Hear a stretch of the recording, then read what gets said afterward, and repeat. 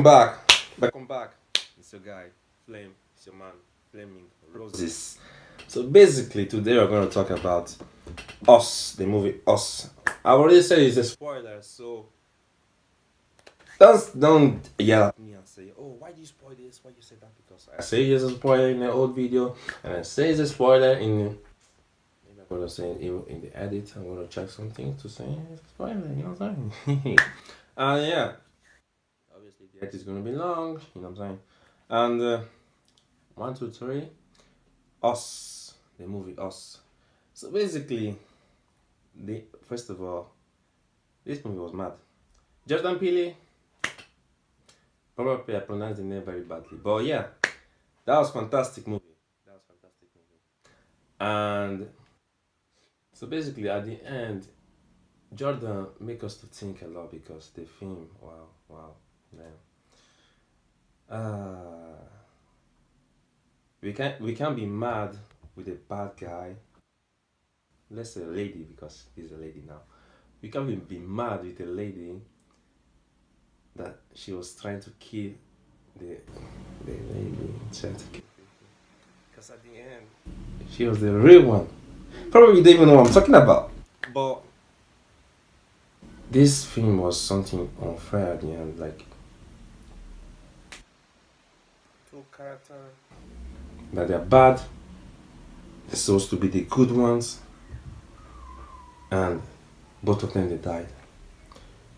Let's say the son was not even good, but the lady, wow.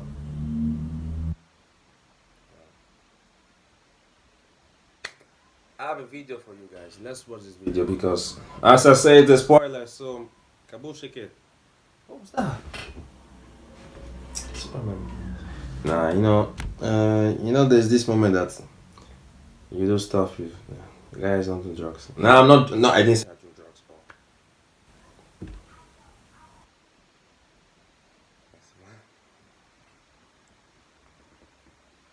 I got a video for you guys. Let me eat the chicken.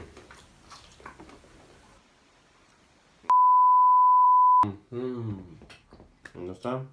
Good. Let me just translate that very quick. Make sure you subscribe, like, comment below, and share. You know what I'm saying? So let's start. Jordan Peele has created another horror masterpiece with Us, the terrifying follow-up to Get Out. This time, our protagonists are the Wilsons, a family of 4 who are attacked by their deranged doppelgangers. Soon, we find out that the attackers are part of a whole army of lookalikes, who refer to themselves as the Tethered. Much like Get Out, this nightmare has a dizzying ending that will leave you weighing different theories in your head long after you leave the theater. Let's take a look at those last couple of scenes and unpack all of the hidden meanings and social commentary within them. The film's final act begins with Adelaide Wilson on the search for her lookalike, Red, who has disappeared with the Wilson's son. Interestingly enough, Adelaide seems to know exactly where to go. This House of Mirrors, which we've seen in partial flashbacks throughout the film. Adelaide wandered into this funhouse when she was at the boardwalk as a kid, following a sign that read, "Find yourself."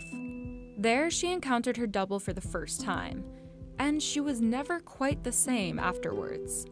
Now she's finally returning to the site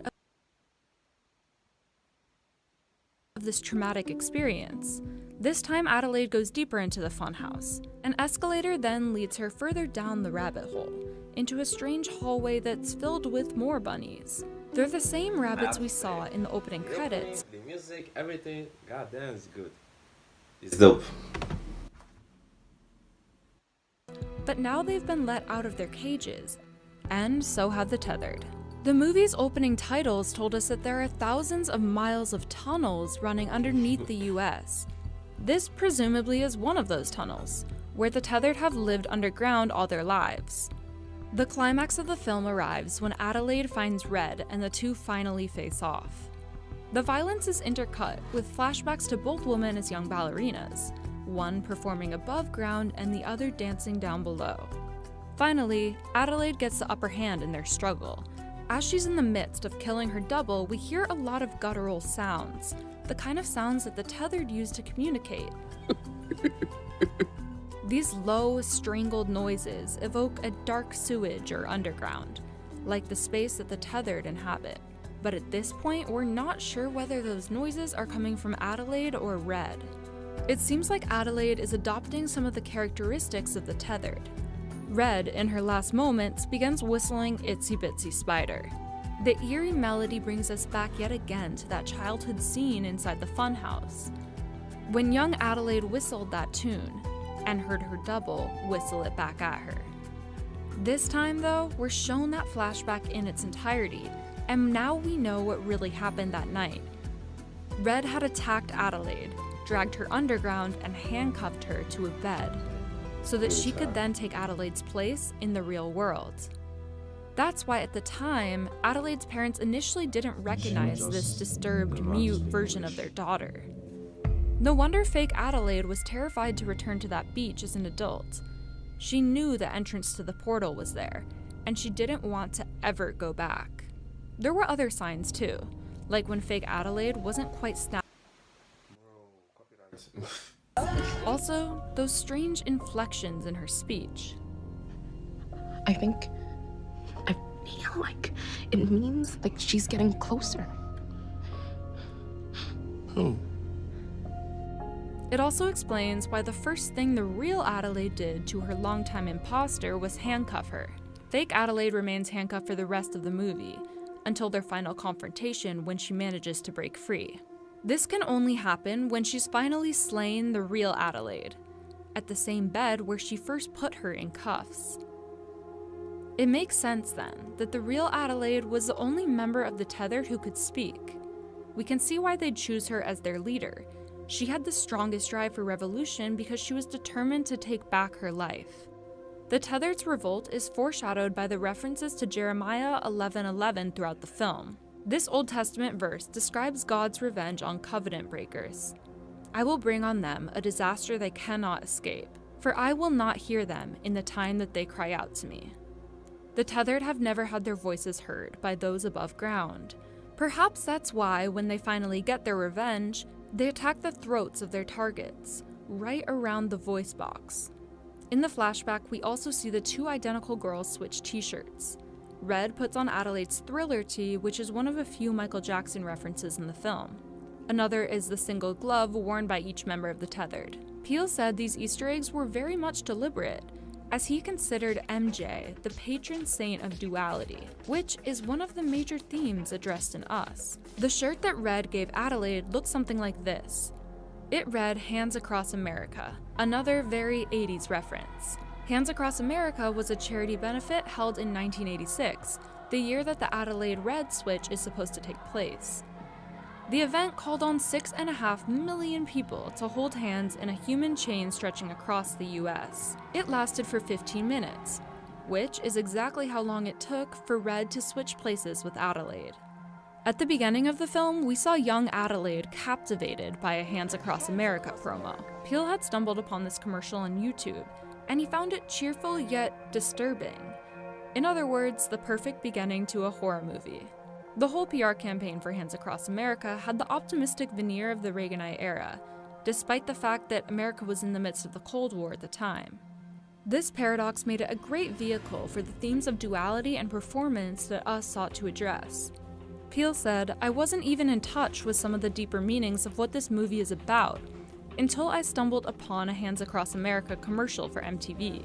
The tone of this commercial just had that sort of 80s, everything's great quality.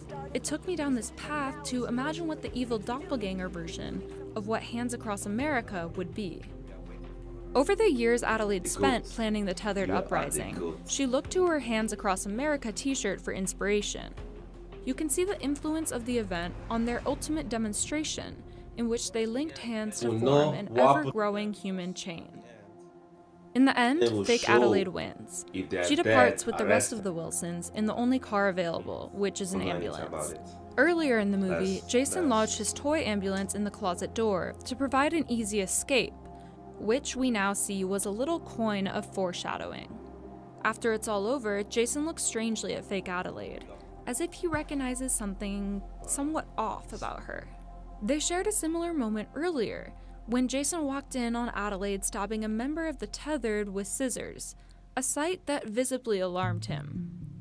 But for now, the family just keeps driving. Out of the windows, we see the Tethered forming their human chain, which stretches over hills. It seems they're more united than their more privileged counterparts. The scene is portrayed. Basically, we can't be sad because this Annelie, basically, she's the fake one.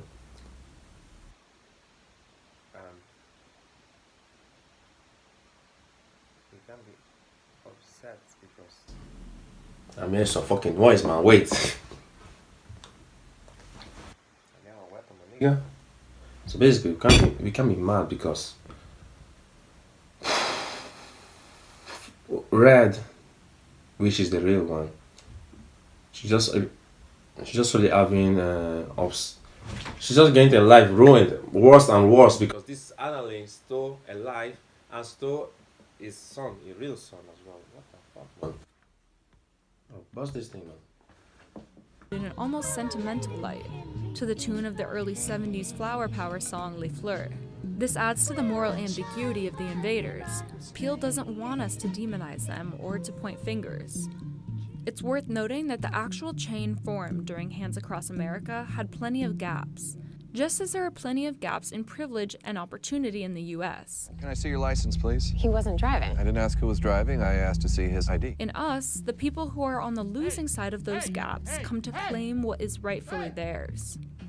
They're an underclass, literally, deprived of sunlight and forced to eat rabbits for sustenance, while their counterparts above them enjoy nice meals and material comforts. Hey, I think it's vodka o'clock. The shadowy existence of the Tethered is reflected in some of their names.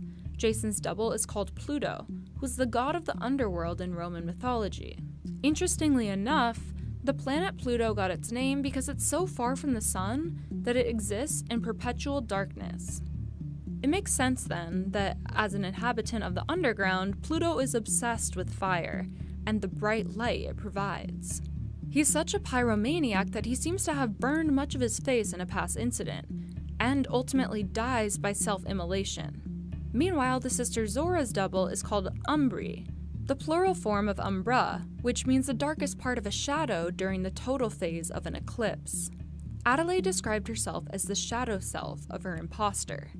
The Tethered have long been relegated to the darkness and rendered invisible, and for the people above them, it's most comfortable that way. The horror of Us is that the people at the bottom are rising above to settle the scores. It's a very American nightmare, which explains the double-edged meaning of its title. It's us, but also US. The people above ground don't view the Tethered within either of those constructs. I thought I already done told y'all to get off my property. They're not us, but them. Other. Alien trespassers. In reality, though, they've been there all along. And with the You car. might notice that Us and Get Out both begin and end with a car ride. But that's not the only similarity between the two movies. Jordan, you never Both films finished the examine film, you know. complacency and disconnect that results from privilege, whether that's racial privilege or the privilege Get that Out, comes with we all social saw class and that all the citizenship people that status. in this house, they Peele was uses dead. social horror to But shine a what glaring about the light rest? on all of the What sunken happened to that? places in American society. In that way, Us and Get Out are part of the same And across America, universe. what happened? And we can't wait to see the next nightmare Peele has in store for us. I can't wait to see the next one.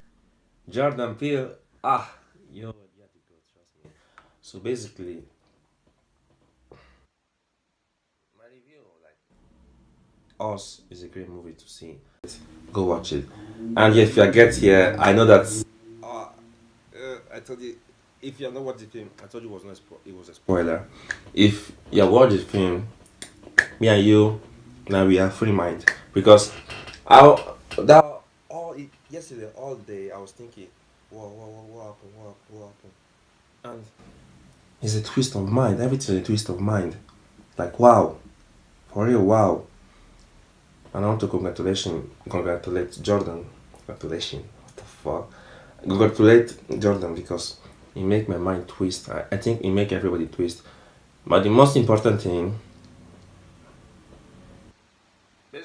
watch a lot of horror movies. I don't get scared there at all. Ouija, all paranormal film. I never get scared. I laugh. Sometimes I even laugh. But I want to congratulate. Oh my God! Congratulate Jordan. This guy make me jump once. No, I basically just in 1 minute. 1 minute. But that was rare because that was the first time that I get scared. I don't know, maybe it was for the music that was so loud, or I don't know. You know when they say like this, boom. You know that maybe that was so loud. That's why I get scared. But I don't know. But still congratulating because the movie is insane. If I have to rate it from 1 to 10, I'll give it a 10. A 10, and I cannot wait. Let's say 9. Because Jordan, you don't finish the movie. Like, Get Out. What happened to the bad guys? When they hand across America, after the end of the hand across America, what happened? Like, did they die? Did they get shot? Did they go in prison? I don't know this, and we're not gonna know this. Sorry if I said I, but I mean us, because we're family though. And yeah, so I don't know, but I'll give a 10. And basically now we are at the end of the video. You know, this chair is short. The computer's thingy is high, so yeah, I don't know. But anyway, subscribe, like, share, and comment. And you know about the subscriber thingy, I appreciate you guys that are active. Thank you guys, I appreciate it. Peace. Till you next time. Femi Roses.